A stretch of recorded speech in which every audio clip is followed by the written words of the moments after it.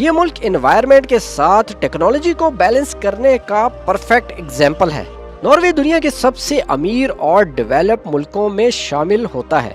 इस मुल्क का सोवेरियन वेल्थ फंड दुनिया में सबसे बड़ा फंड है, जो कि ऑयल और गैस के जरिए कमाया जाता है और आम लोगों के लिए जमा किया जाता है। ये फंड इस वक्त 1.6 ट्रिलियन डॉलर से जायद का है। नॉर्वे की economy oil, gas, hydro power और फिशरीज पर बेस्ड है। यहाँ एजुकेशन और हेल्थ केयर बिल्कुल फ्री है हर सिटीजन के लिए। नॉर्वे में अनएम्प्लॉयमेंट रेट बहुत कम है। नॉर्वेजियंस दुनिया के सबसे खुश लोगों में शुमार होते हैं। यहाँ के लोग वर्क लाइफ बैलेंस पर बहुत फोकस करते हैं। नॉर्वे का वर्क वीक यूरोप के सबसे छोटे वर्क वीक्स में शुमार होता है। यहाँ पेरेंट्स को 1 साल तक का पेड मैटरनिटी लीव मिल सकता है। नॉर्वे अपने जंगलात और नेचुरल रिसोर्सेज को केयरफुली प्रोटेक्ट करता है। यहाँ प्लास्टिक रिसाइकलिंग सिस्टम इतना एडवांस है कि 97% बोटल्स रिसाइकल होती हैं। ओस्लो की बसेस और टैक्सीज अब इलेक्ट्रिक में शिफ्ट हो चुकी हैं। नॉर्वे 2030 तक कार्बन न्यूट्रल होने का टारगेट भी कंप्लीट कर लेगा। यहाँ का क्लीन एयर और फ्रेश वाटर हर साल लाखों टूरिस्ट को अट्रैक्ट करता है। नॉर्वेजियन हाउसेज एनर्जी एफिशिएंट और इको फ्रेंडली होते हैं। क्या आप जानते हैं कि रेनडियर नॉर्वे में खुलेआम घूमते हैं, खास तौर पर सैमी लोगों के पास। नॉर्वे के समुद्र में वेल्स और सील्स